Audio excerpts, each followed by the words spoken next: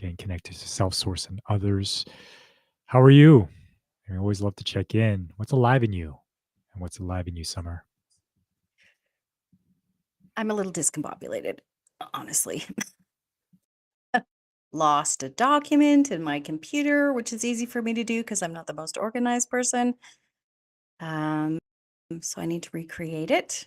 I, I think I can do it. So that's thrown me off a little bit, made me feel a little bit anxious. So I'm going to just breathe and arrive, I think, or attempt to. Hmm. Yeah.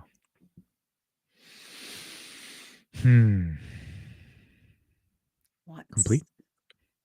I'm complete. Yeah, what's What's alive in me? percolating in Yeah, the what's percolating Dre? is yeah,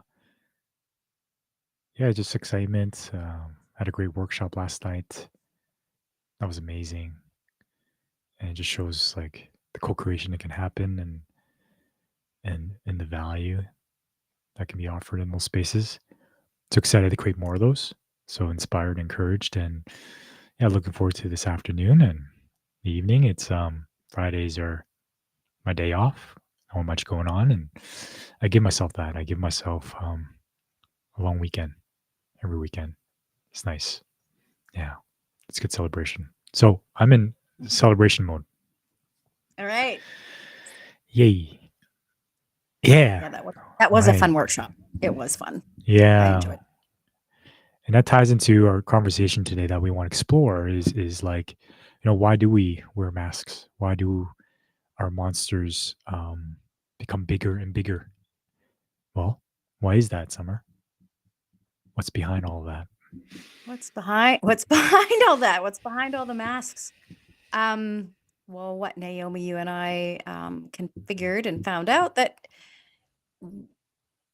whenever we're hiding something, it's because we're afraid of something. And ironically, whenever we hide something, people feel suspicious. They can tell something's off.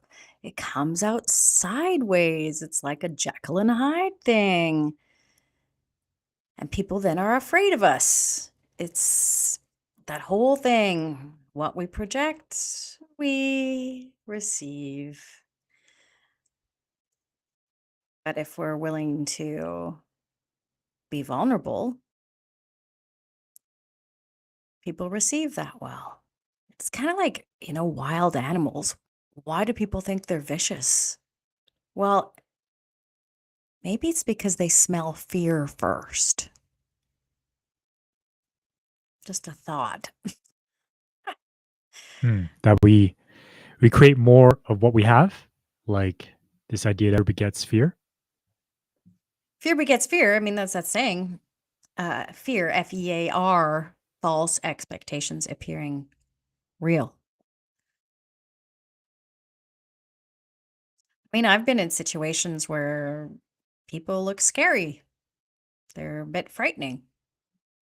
And as I don't respond and I'm just open, like, oh, this person feels different. I don't have to be defensive. And I know we just had a conversation today about, and this could all be controversial because Dre and I don't necessarily agree on some of it. Um, People, if they walk up to you with their hands behind your back, it's like, well, what do you have behind your back? And you're suspicious, right? We talked about that. And so, like, show me with Yeah, your I mean, hands. yeah, I mean, let's talk about a scenario, perhaps, because I think it's all contextual, right? I totally get like if I fear, then when I'm fearful of others, then that's what I look for, right? My hypervigilance, I'm looking for what's wrong. The suspicion gets projected onto other people, and it can become a self fulfilling prophecy. 100%. I might attract people that can cause that vigilance to happen, and it all depends on the environment, right? And so this notion of like, let's say for yourself, like transforming that. Let's say someone that you used to perceive as dangerous, right? Now, how would you go about, let's say, interacting with someone that you used to think was dangerous? How would you interact with them now? Like, I mean, what's the end goal here? And let's maybe work our way backwards. Like, how do we transmute fear into what's real? I love to hear that from you. Uh, yeah, I mean, I think the most dangerous people, comes from that song that you played at the end of our workshop. It's like, "Save me from myself." You know? It's less people that I'm afraid of than outcomes or, you hear people, "Oh, I'm afraid I won't have enough money. Oh, I'm afraid she won't like me. I'm afraid I won't be successful." Um, and I think the first is the belief about ourselves and maybe about creator, God, or why we're here. Um, why am I here? Am I here just to work a job until I die? What, you know? So I think fear comes about in what we believe we're here for and if we'll be successful at why we think we're here. And so if we're afraid we're going to lose our job, and if we lose our job and we don't feel like life is meaningful and we're afraid we won't feed our family, then maybe we become afraid of the person who was hired instead or the person that bought out the company. Um, and it comes down to believing that there's not enough or um, I think underneath the fear of another person or a group or a country, there's fear about life itself and about whether or not you're worthy of whatever it has.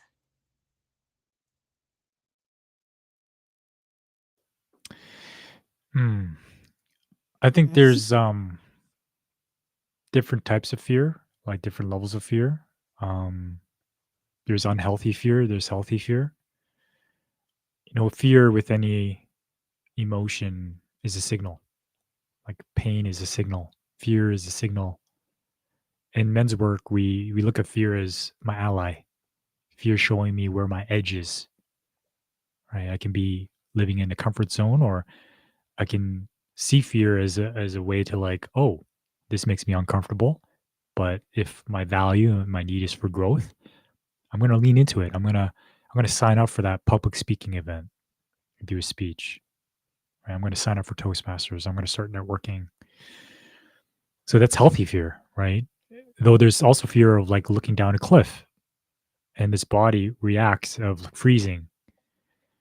And that's healthy fear because if the fear wasn't there, maybe I think I'll be Superman and jump off the cliff and fall down to my death. Now there's fear with people, right?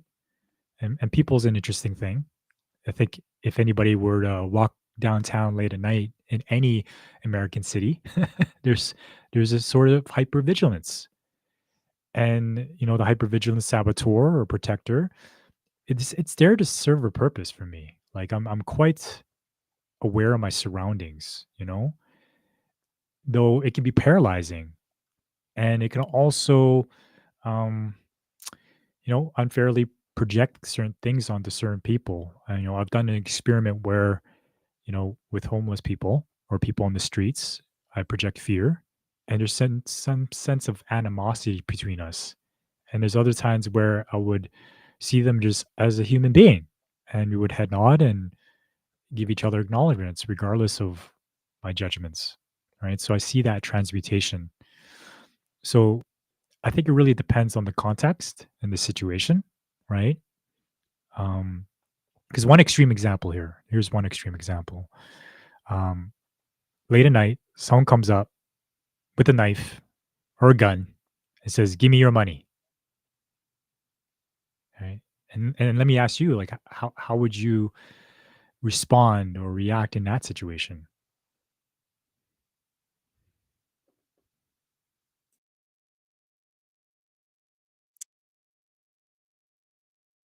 I've actually had friends that have been held at gunpoint in their cars, um, and they responded by saying, "Yeah, man, here's some money for you. What's going on in your life?" With a large degree of neutrality and also compassion, which really which actually disarms, literally, both emotionally and physically, um, the person. Most people, like you say, with the homeless people, are go up to people and judge them, or they're afraid of them, or um, and when you meet someone like you say, oh, without judgment, and oh, you're a human too, it disarms them. And the other part about your, walking in the dark alley, it's like, would I do that? What if I go to what feels good to me and what feels alive to me? What if I'm drawn to those things?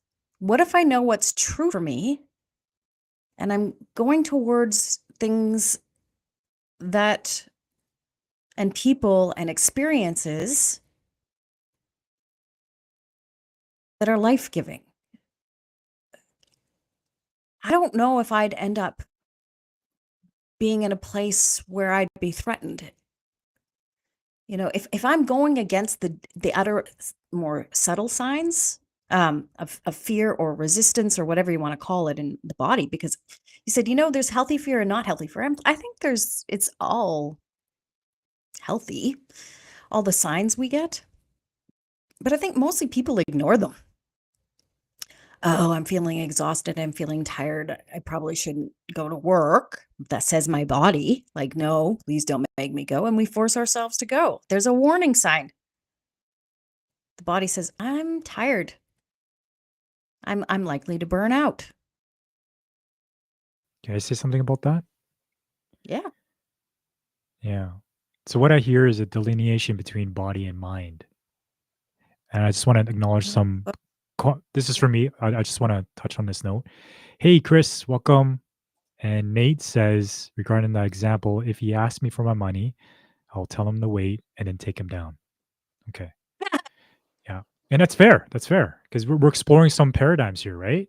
And exploring what's possible. And I think what's possible depends on the level of consciousness one has. Though I find that for me, there's healthy and unhealthy because let's say my body wants to rest, right? But then my mind's like, hey, Dre, you should, a judgment, go to that party. You might meet someone. I think it might be a great connection, right? I mean, the language itself is life taking, isn't it? Telling me to should. But what if I reframed it in a way of like, yeah, what if I met someone there, right? That could further things. But then I'm not listening to my body, right? My body tells me the rest. Okay. So who to listen to at the moment? The mind or the body, right? It's like to check in with that. Okay. Maybe I should again, right? Maybe I will rest, take care of my body. And I can go to another networking event another time. But what if like that becomes continuous, right? And of course there might be a time where my body is like, does it need rest? It's ready. And then I can go and explore my outside of my comfort zone. But here's another thing. What if my body is in fight or flight and wants to swear, wants to shout at my partner because I'm angry about something? Maybe the countertop is not clean or the dishes have been piled up, right? But then my mind's like, no, no, no, no. I don't think you should do that. You're going to create a blow up and an argument right now, right? My body wants to lash out. And if I listen to my body, right, that could be an unhealthy expression. is it your So, body? Are you sure about that? well, for me, like my body is trying to fight or flight. I'm sure about that because I can physically feel it in my body, which I relate to my nervous system, and it's reactive, right? I'd have no, it's light speed. So what I say in terms of criticisms, judgments, name calling, I take things and throw it, right? It's as if I was possessed and taken over. So I do believe it's my body reacting because it wants to protect itself. It wants to protect me. I'm not even rationally thinking. It happens so quickly. But if I slow down and I start ruminating about the situation, let's say I don't react, then I'm actually thinking and ruminating, and that can cause certain other feelings and emotions and bodily sensations. But the moment of the body going to fight or flight, and this is where I talk about going on the street and someone comes up to me with a knife, right? It's the level of consciousness that I have. How safe do I feel within myself to be able to disarm this person by just being love, right? And I totally get it. Maybe I don't find myself in that situation when I'm swimming in a different consciousness, right? Maybe I don't attract that. But what if am in a situation and someone tells me, "Hey, just send light and love to this person and you be okay." That person's like, heck no. I'm in danger right now because the body is trying to protect itself, right? Just like what Nate says here. Nate says, "Tell him to wait and I'll take him down."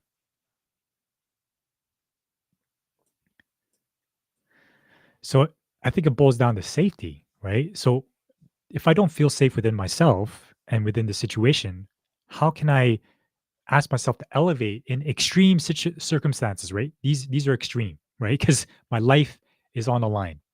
But maybe in an intimate conflict or argument, it might be different, and that's why I say it's contextual. It depends on the situation. We get in trouble when we take certain things out of context and apply that advice to everything, or maybe take it to extreme. Well, no. Um, but any person with a knife threatening others has an idea that they need to protect themselves. They're in a state of fear. Otherwise, I wouldn't be doing that. I feel like I don't have any money. I can't feed my kids. I don't know any other way to get it. So I'm going to threaten someone at knife point. That's how I can ask for what I need. And so I guess it depends. And again, it's the relationship. Again, you can't blanket say like every circumstance. It's being able to be present in the moment to observe everything that's going on. Yeah, And but then usually before fight or flight, there's a thought that goes through someone's head. There's a primary emotion that often aren't aware of. They notice their mom crying. This is terrifying. I don't know what I need to do something. Oh my God. Versus, oh, can I just be with this situation right now? Like, what's the energetics? There's always a judgment first before any situation. If we want to take there's a judgment. Oh, that person is threatening my life. That person's a bad person. That person's something. There's always a judgment versus, oh, maybe that man needs to feed his children.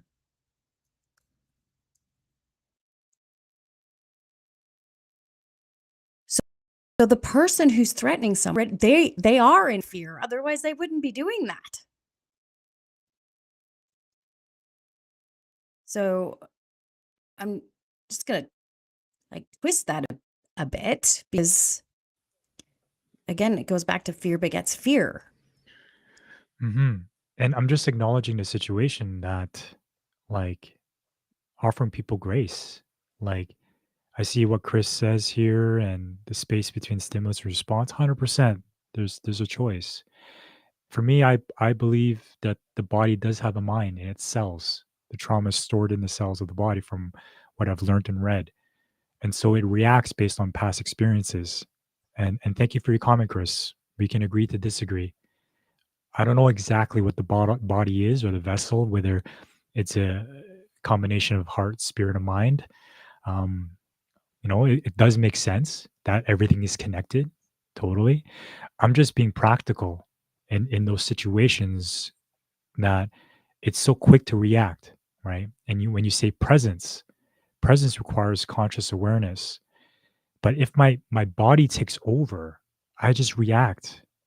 Yeah, there's a Yeah. thought behind it, but I need to slow down, maybe go into my space and journal. Okay, what was I thinking in the moment of reaction?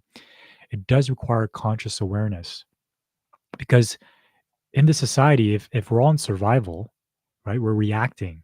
It happens so quickly, and that could be such a well grooved path.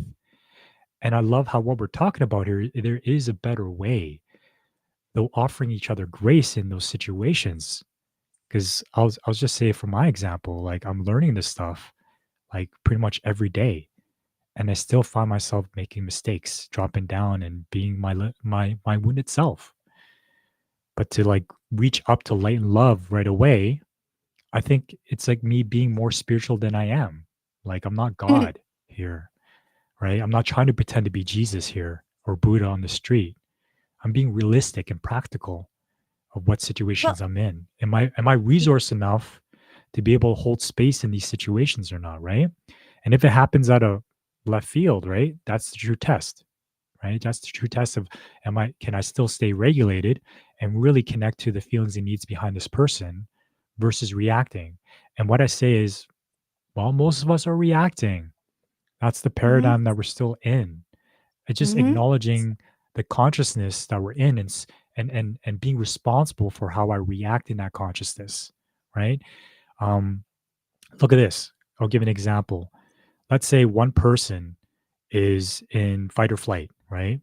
And I'm resource enough to be open and vulnerable. They may shift, right? Because I'm creating the conditions to allow them to feel safe. Again, I can't change them. I can only create the conditions in the environment. It's up to them if they're willing to be open and vulnerable and disarm themselves, right? More likely, if I give love, compassion, and kindness, more likely someone would disarm because I'm not a threat. I get it. Fear begets fear, right? Love begets love. But the willingness is still on that person, right? There's got to be a trust there. Now, let's say I'm this other person, right? I could be like, I don't feel safe, right? I want you to show your hands first, right? And this just references to my journey of like growing up in a family system where I wasn't safe. I needed to find myself in a system where it felt safe enough for me to open up. I didn't have the capacity, the skill, or the competency to even grasp becoming safe without being in a safe environment first. Well, I think that's key, and I think there's a difference too between children and adults, for sure. Children are spongy, energetic beings of the culture that they land in. Um, I wanna go back because Chris said something really important, which comes from Viktor Frankl, who was in a world war, who was surrounded by all sorts fear, the Nazis, and he says that there is a gap between stimulus and response. And you're right, most of us don't recognize the gap between the stimulus and the response. We're very reactive species. And so I think the question then becomes, well, how do we recognize that gap and that we're on this automated treadmill? And in our culture, it's the gap is stimulated by fear first.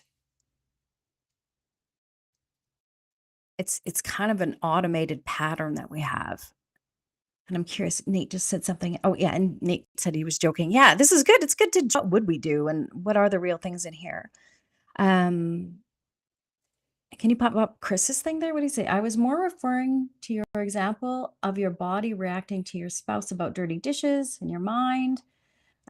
What I learned in anger management, which I found to be true. Oh, your mind makes the judgments that creates the feeling of anger, which put you in fight or flight.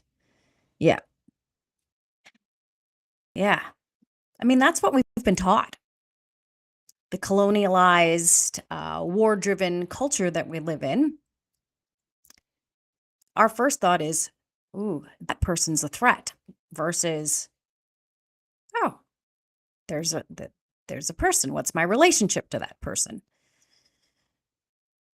And how can I take a moment to breathe into the gap of what our interaction is going to be like? And you're right, there's two people.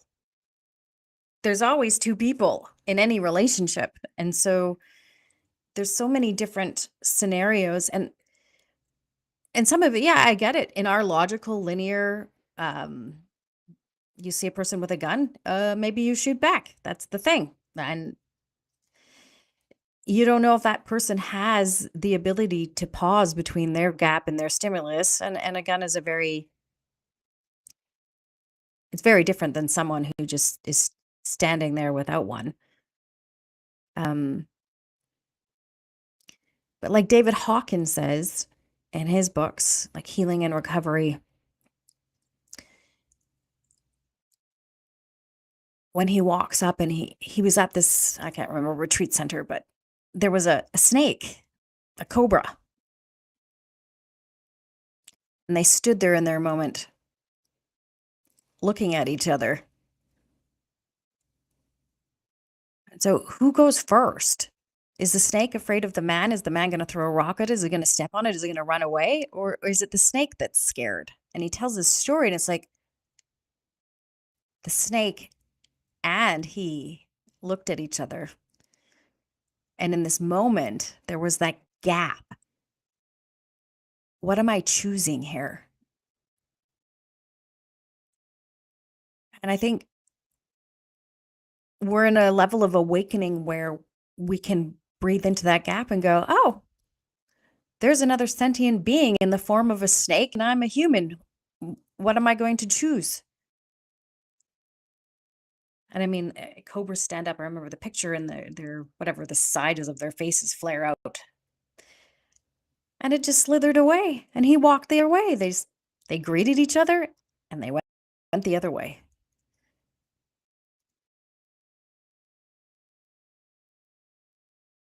I don't know what the answer is about what we do with the gap,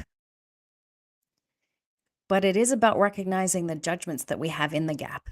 Do I perceive this person as a threat or this snake as a threat? And blind people don't necessarily, or some people with the special skills of intuition, some can smell people dying, some can smell their emotions. There is that capacity in some humans, but animals have it. And so if you can say there's a fear to smell, or a smell to fear, or an energetic vibration of fear, what's our response to it? If we notice someone else is in fear, do we respond back in kind and escalate in violence, or do we do something different that then catches that person on guard, that breaks the cycle of how we tend to respond in this culture?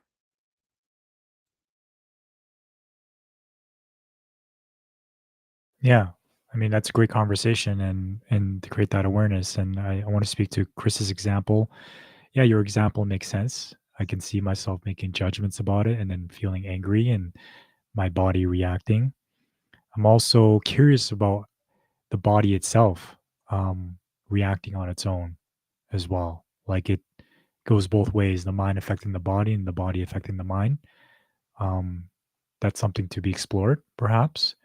Um, Can I perhaps every say something? reaction. Yeah. Um, you're right. The mind and the body, or the body and the soul, or the higher intelligence. There's that saying that the mind is a terrible master, but a wonderful servant. And I think in our culture, we've made the mistake of finding the man to be, or the mind to be the master. Everything logical, linear makes sense. Whereas what I've noticed about the body is that it contains a higher intelligence. And people have talked about the gut reaction, the gut response. The gut Yes. has, I can't remember, 100,000 times more nerve Mirror endings than the neurons. brain. There's there's more connections that go from the gut and the heart to the brain than the brain going down to the heart and the gut. which tells me what is the priority communication channel. Yeah. So that's why I refer to that the body itself also has a mind of its own and can impact the thoughts that I have. Now, I'm not sure how far we go down into the cells and how much memory is stored or epigenetics, though it creates curiosity that one thing's for sure is that everything is connected and influencing each other. I'm just referring to the reaction that happens so quickly that it's like I'm intoxicated, I'm drunk, and it takes time to figure out what was the stories and thoughts that happened there. And I love the conversation of like, yeah, how can we create a new earth, right? If someone has fear, definitely if I respond with fear, then we create a culture like this. This is a natural Yeah. it is. It's just recognizing and being real that our domination culture and paradigm, which is not sustainable, is a natural response to threat. For example, if we're all in villages and we all sing kumbaya, right? Everything is love, connected. And imagine a tribe comes in that's based in rape, pillage, and violence. What do? Right? You either get assimilated or you take up arms and defend yourself, right? And perhaps maybe you defend yourself successfully and then you shift out of that and into a more integrated society that's based in relationship with everything, life giving, right? But what happens if that vigilance happens over and over and over again? Just imagine our ancestors building walls, building forts, building fortifications, right? Certain lands, certain groups of people keep getting invaded. Then just becomes baked into the consciousness that we got to be hyper vigilant. We got to protect ourselves, right? So it's just a natural response to threat, you know? So what I'm saying is the logical linear mind plays a part, right? And it's good to be realistic and practical of moments of, let's say, for example, someone does show me, you know, a gun, right? And like tells me to stick it up and ask me for my money. Most likely what I'll probably do is give them my money. I'm not going to risk my life. I used to be younger and would have been like, you know what? I'm going to try some judo chop. I'm going to take offense to this and defend myself. No, it's not worth it. Here you go. And maybe I want to strike a conversation of like, hey, what's really going on in your world, right? And that could shift them, perhaps. But what if I'm talking to someone that falls on deaf ears? Like I'm talking to someone that is not willing and wants more, wants to take more. I don't know. I'm just saying hypothetically, right? And so it's good to have a healthy dose of aggression, a healthy dose of being able to protect and defend and show my teeth when I need to, right? It's just knowing when to use it. If I use it all the time, then yeah, I create this domination paradigm based in fear that we're just keeping our cards close, right? I remember this one person commented saying, hey, you shouldn't be vulnerable. You got to keep your cards close because that's going to be used against you. I totally get it. Totally get it. Definitely in an unsafe environment. You got to be aware of it. You got to have discernment, right? So it's not to take it literally and be like, here's my cards. Here, see everything. And then the person is not willing to reciprocate. And what happens? Uses it against you. It's possible. So, I guess that yeah, depends on what you think is used against you. Again, there's stories, and what's coming up for me is I watched some YouTube where they take dogs out of um, what is it? I want to say AMA, but it's not AMA. The shelters. Some of them are pretty scary. Some of them will either cower and hide under bushes, or like you said, they'll show their teeth. Like, stay away from me. Right? They're yeah, scary. And if we were to be like, "Oh my god, that dog's rabid. They're mean, they're aggressive. Let's put them down. Let's put them out of the misery. Let's just kill them." Or if we're scared and we have a reaction and we kick the dog. Oh, oh, it's even more aggressive. It bit me. Oh my god. But what I've seen, you know, the aggressive, the monster, the behaviors that look threatening are because that animal feels threatened. And so if we can create the conditions where they no longer feel threatened, and I've seen it over and over again, how they do that, are people that different? Then all of a sudden, like you said, the conditions, right? The dog becomes friendly. It learns off of Yeah. the other dogs. There's usually 3 or 4 in a situation where they're adopting dogs or they're doing that. Mhm. And so how did we become so in that cycle? Like I think Gina said that we're in the loop of when my fight or flight triggers another fight or flight person, and then we're like in this loop I insanity. think it's just the willingness, like, to have the awareness to understand there is a better way of relating, there's a better way of connecting, there's a better way of communicating. That's a key piece. Because if I go back to someone that is not willing, does not get it, does not live in that consciousness, no matter what I do, I'm I may be putting myself in a precarious situation, right?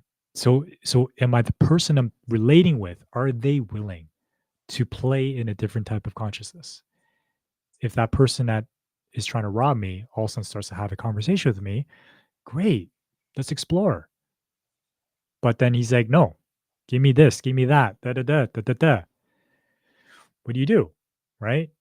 And then naturally it's much more difficult to stay in that space of non-fear, right? Yeah, I I'm mean, just saying uh, being realistic. we're I don't believe we're here to save other people. I don't believe we can. We can't be the martyrs of people. If someone says, "Hey, can I have your money?" Yeah, I guess you need it more than I do. Here you go. But am I going, "Oh, this person," am I handing it over with an energy, "Oh, this is scary. Oh, this person's a loser," or, "Oh, yeah, the world's a tough place right now. The world's a tough place right now. Yeah, Here's my so money. Can I buy you a coffee?" Like, there's just so many yeah. different ways to respond to it, right? Yeah, and you're saying also too, like, of my beingness. And the key piece here is that there's steps. I believe there's stair steps of evolution that one goes through, let's say, a personal development journey, right? Let's say, hypothetically, I haven't done any self-help work at all, right? I haven't done some healing whatsoever. I've been vigilant most of my life. Hyper vigilant is my number one saboteur. Someone sticks me up. I read from this book. Okay, I gotta be loving, light, and really check in with this person. Maybe check in with their feelings and needs. The chances of it transforming, right? Because of what I'm carrying with me. I still have a bag full of rocks, okay, that I haven't taken out or transmuted.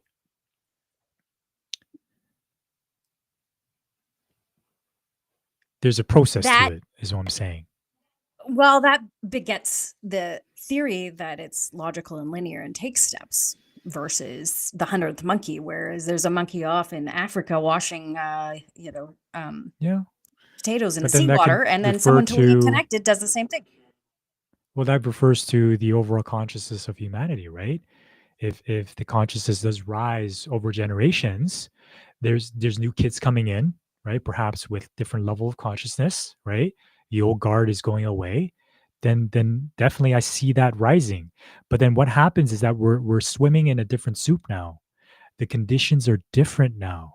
It's not the conditions of the Great Depression or World War II. It's a different time, right? And so that also has impact. The environment and everything that I'm in it has an impact, right? So it just sets it up for more success, right? Right, I'm just saying that for me, because there's the logical linear steps, which makes sense. Sometimes there's leaps of consciousness. I don't know if there's any time in your life where you're like, "Somehow I just knew something and I felt different." Meeting you in our relationship has certainly done that. I feel like I've, like, skip 10,000 steps somehow, and I'm just embodying something different. And it wasn't this logical linear mind that got me to do it, really. Um, and I do believe that the body, like you said, has a higher intelligence. The DNA, deoxyribonucleic acid, is a blueprint in our body, and it speaks.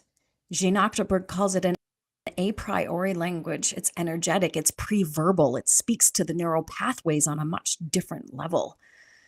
And so maybe English is not the best language. Maybe for all the people that know 5 or 6 verbal languages, maybe we do start to trust our gut, to trust our body over our mind. That the mind takes the information from the body without judgment, and this is key because I believe fear and judgment is why we are where we are. It's the only thing that stops Mm, our body from giving us the right kind of messages. If we are believing something that's fearful, if we have any type of violent thoughts or judgment, it's because our mind has told us a story and we're not actually reading the energy of the body correctly. That's my theory. mm, yeah, I don't know. Are you saying that fear shouldn't exist? No, of course it exists. That fear is helpful? Would you say? Uh, mm, Actually, I would almost 100% say that fear is not helpful. Oh, okay. Yeah, I disagree with that. Mhm. Yeah, and I'm curious to hear like what your thoughts about this quote that it's better to be a warrior in a garden than a gardener in a war. Is it? Is that what? Yeah. It's better to be a warrior in a garden than a gardener in a war. I'm curious how that lands for you. Um, I don't know. I guess it's a presupposition that comes from the idea that doesn't affect people enough to Hmm. prevent them from being malicious. I mean, there's so many other, is a dentist better at the park or in a dentist office? To me, it's just such a strange question. Oh, okay. I can explain what it means to me. Sure, it also assumes that there is always war. Um, there's threats. There's natural threats, tornadoes, earthquakes. There's predator threats. Perhaps come across a mama bear that's hungry, or things happen, or coming across with someone that has nothing to lose. There's still I'm just acknowledging the physical world, right? That Mhm, death can happen right around the corner. And so there are mhm. threats. It's just a physical plane of existence here. Um and so it's an archetype that can come online and serve a purpose when it needs to. Like the warrior is an archetype. King is an archetype, a jester is an archetype. Where it becomes misaligned is the shadow polarities, right? The warrior that is deflated on the passive side is one that is a um, what do you say, a masochist that likes to inflict pain on oneself. And then on the inflated side, the aggressive side of a warrior is a kind of a tyrant that inflicts pain on others, right? And so the aligned warrior is one that protects life, that honors life when it needs to, right? Because without that archetype, right, then there's nothing that can honor life when life taking ways come in, corruption, tyranny. Um, I can go on with that. So I think every archetype, and just like when I talk about when I need to protect myself, if someone steps over the bounds and show my teeth, it plays a part. But what happens is in the society, it's on the extreme end. There's no alignment of it because there's no awareness of what part of the spectrum polarity am I living on? Am I acting from? Am I speaking from?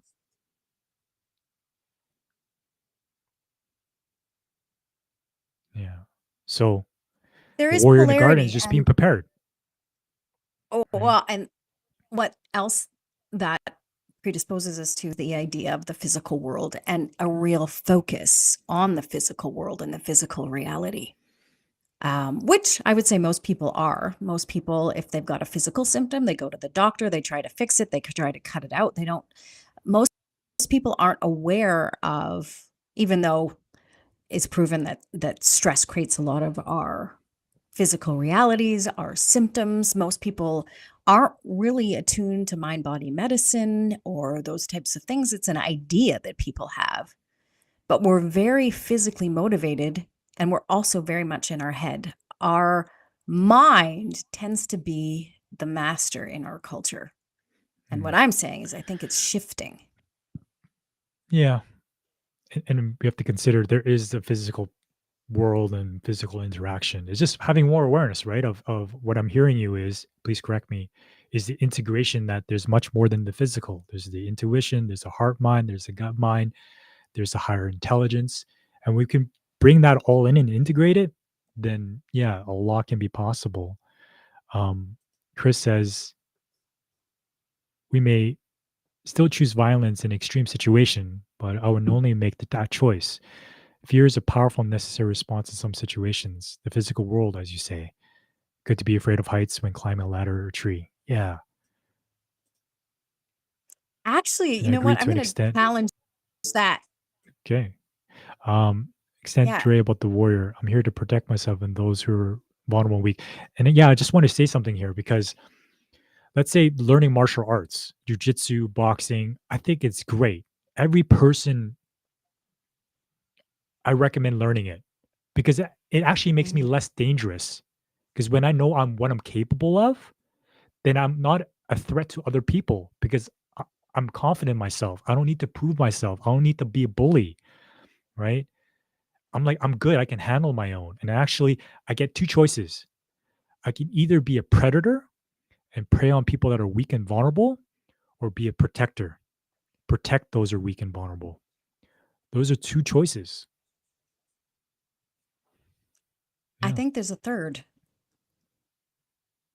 and that Yeah. is teaching others how to be confident and safe in their own bodies. And then, right, if people are confident and they don't feel the world's a threat, then they don't threaten people. And to me, that's again where that's in. And Chris, he said, it's really important to be fearful of climbing a ladder or whatever. And I actually challenge that. Because if you're thinking you're climbing the ladder, oh my god, you're in your head and you're not in your body. And I know for myself with climbing and gyms and climbing, if I'm in my body and I'm aware of my space, I'm confident of where I put my body. If I think I'm going to fall, that fear in itself usually creates the fall because I'm not then aware of where I'm putting my body and I'm nervous. So there's always that. Um, what we think about, we bring about. And for me and my body, I have a very good sense of centeredness and direction and climbing. And if I'm in my body, it does the work for me. It knows where to go. Um, when elite athletes run, they're not thinking; they're in their body. And so, the instant we think we're going to lose or something, we trip. And that's where I think healing really comes from. It's being willing to live in the body. And most of us are very disembodied. We're not even in our bodies because we've been taught to be Mm. afraid of them.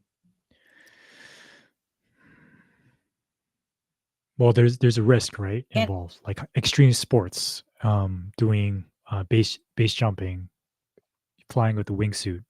I'd say like I've never been someone that like did stunts, jump off a roof or skateboarding or because yeah, I was vigilant. I was afraid I might hurt myself, and there's times where I would be fearful of hitting this tree or falling over, and that's what would happen.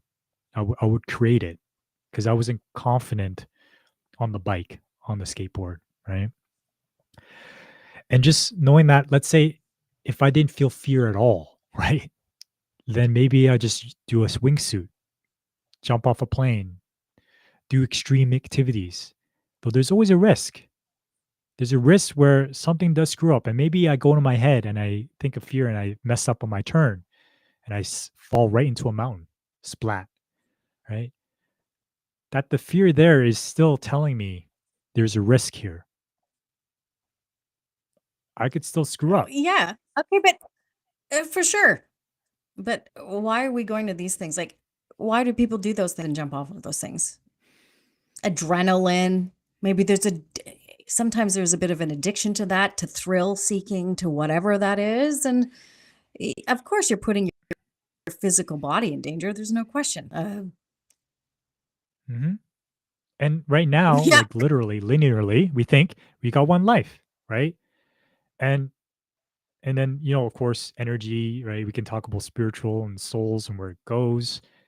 But most people, when I'm in survival, when I'm thinking based on five senses of physical, I'm thinking of one life, right? And when people live in that, then fear does serve a purpose to honor that and protect that life. Well, some people are addicted to it. Joe Dispenza, what he says, we are addicted to our responses to fear. Fear is addicting. It runs cortisol and adrenaline through your body. Woo, woo. Some people seek that.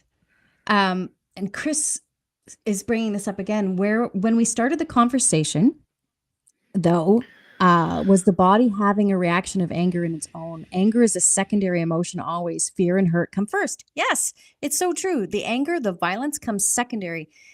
They even say that in nonviolent communication, when they teach you about the feelings and needs, they'll put anger over top. It's a secondary response to feeling vulnerable. Um, Mm, and so, again, dogs that are angry and showing their teeth, that's the secondary emotion. How do you get people back to their primary emotions, to their humanness? And it's not about reacting in anger back. And sure, I think people do need to defend mm, themselves if someone's going crazy. If they're dissociated, there's certain circumstances where people are really, really, whatever, in drugs or something. mm. But you can also physically apprehend people, and that's the martial arts is defense, not to Yeah, self-defense, hurt another disarming. human being. Disarming, again, it's disarming, and it's meant physically and emotionally. That word has a double-edged sword to it. To disarm, Mm, what does it mean? I think it means to come back into their humanness. And what does that mean? Actually, that I am not my physical body. As a soul embodied in this body, I know that I will continue, but most of us are so fear hanging on to this one life. And like you said, some people think there's only mhm. one life. Um, Yeah, there's a death phobia, right? Is because I believe I've lost in touch with the spiritual essence of this world. That I believe that there's a lack of spiritual practice. There's also a lack of connecting to the magic of the world and my ancestors, and being in the wonder of the afterlife. Like even the ritual of feeding my ancestors, right? My meal, and saying a prayer to them, it gives me goosebumps every time. Like it sends shivers up and down my spine. That practice helps me feel, oh, I'm safe even after this life because I'm honoring that. And if I know this is part of traditions, and I truly believe it's part of our all our past traditions. Like in Chinese culture, my parents still have an altar, and this altar is for their ancestors, and they put oranges there, they put food there, and I want to carry on that tradition for them. And if I know this is part of my tradition, why would I be afraid of death? because I know in the afterlife, I'm honored, I'm cherished, I'm remembered, and I actually look forward to it. Yeah. So if you know there's an afterlife, you're not feared of death, then you're not really needing to defend your physical being and someone comes up with you a gun. How does that change Mm, your wielding to them? mm. Well, there's still a part of me that's hypervigilant. That's a primate. You know, I ain't an angel yet. You know, if I Right. was, So I in the wouldn't be on this plane. in that gap then between stimulus and response. It really depends on how resourced I am, like how bad my day was. If I'm tired, what Mhm. food I've ate, did I sleep well? Mhm. Am I in a positive space, my headspace? There's so many factors. I wouldn't know until I'm placed in that situation. I cannot answer that because it Yeah. depends. Because I realize even in our relationship, there's times where I'm great. I can just hold space and not react. And there's times where I react and I can't hold space. So I realize I'm like, oh my God, it seems like I'm always a work in progress here. There's actually no finish line, that I'm always given an opportunity to choose whether I react or respond, to choose whether I'm a predator or a protector. It is a choice, but am I aware of that choice? Like traffic is a great example, right? I think we can all say that. Like for me, driving behind a slow person, that's the biggest test. I automatically change lanes. I've done it my best to not look who's driving. I just look forward. So I have a But question for you anyways, because you're thinking of writing a book, right? You're thinking of writing a book, the middle way.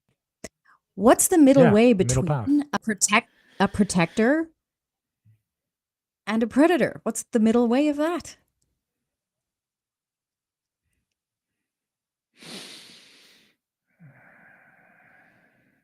I mean, that talks about duality. Um, So everything's a pendulum, right? From one extreme to the other. And if it goes one way, like we're all in division and disconnection and very masculine focused society, we're swinging back.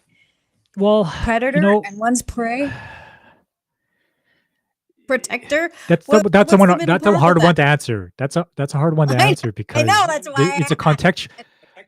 I would choose protector all the time because it's a choice of being a Jedi, right? Um, and it's an archetype that that can come online based on the situation. So I cannot answer there's a middle. It's more of whether that archetype comes online or not.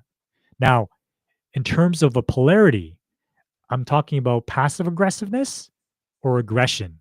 Now, there's a swing because it's how I respond as a predator or a protector, right? I could be passive aggressive as a protector, right? Giving slight comments, not being direct, giving warnings, but not being clear, or being aggressive and being hostile and threats. Like if you take money from that, I'm gonna, right? I'm being a protector, but I'm being So what's aggressive. the middle I'm being path of that hostile. then? So middle path is assertiveness. It's grounded presence. It's like in that case, like there's got to be consequences, but it comes from assertiveness, grounded, respectful presence. It's a sense of like energy Clarity. that like, oh my god, this guy really means business. I can feel it, but there's respect there. There's groundedness. Yeah. Like I haven't lost control, Mm. right? That is like alignment integrated a whole, right? And there's times where I'm there and there's times where I'm not. Like there's so much at play here. And I think the I middle love what you path just came down for to. me, the middle path for me is just a check-in. Because with self-help, what I call it, pop psychology. Pop psychology is like gratitude is the magic pill. Oh, just be grateful. Everything will be okay. Right? It sounds sexy. It sounds fancy.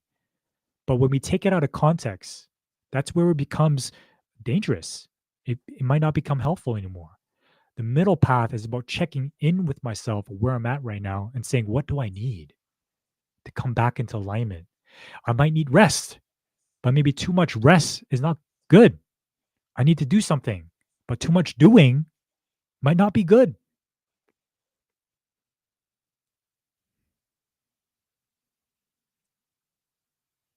And I might just say, because I love what you just said, the difference between being a predator or a protector is clarity, is grounded presence, is awareness of what's going on in the moment. We can never make definitive resolutions about anything. And so there comes that gap between stimulus and response. There's always a relationship going. You can only do Mm, the relationship in the moment that you're experiencing. mm,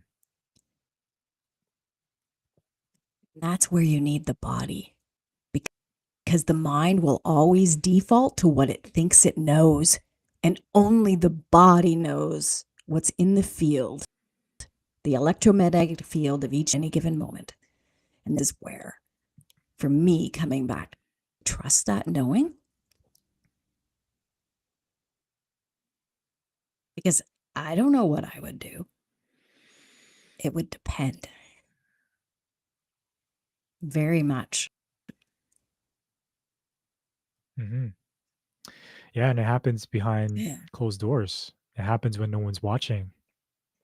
How do I choose What to does? react or respond in my day to day? How I show up, like it depends, right? And the only thing I could say is, okay, received, and I'm gonna go about my day, right? The rest of the day, how am I gonna choose to react or respond? That's it. Life gives me opportunities, right? That's the only thing I could do. That comes to integrating and embodying it the best that I can.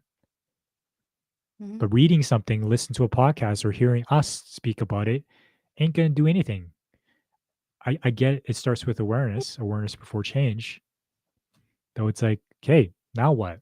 I have this awareness. What am I gonna do with it? You're cutting out Yeah. there, Dre.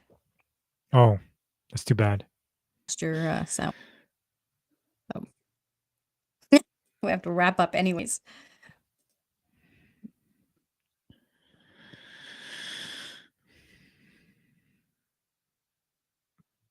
Can you hear me now? Yep. Okay. Why be quiet? So you put up Chris's thing there. Really, I think we're talking about the evolution of your human society in the world, out of fear and reactivity into consciousness and choice of our own power. Yes, empowerment means power in the body versus fear. Yeah, Yeah. to be empowered Yeah. actually means Interesting conversation. yeah, I was. Yeah. Well, anyways, we're about time. I think We there's a are. lot. Yeah, it's definitely to be continued for sure. And we'd love to hear from you as you watch this. Hear your perspectives about fear, right?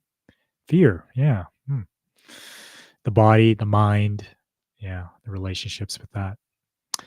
But yeah, we're gonna bring it to a close right here. Thank you, Chris, for being with us. It's fun seeing your comments coming in and adding juice to our conversation. Nate, seeing you there, Gina as well. Until next time, bye for now. Ciao, ciao.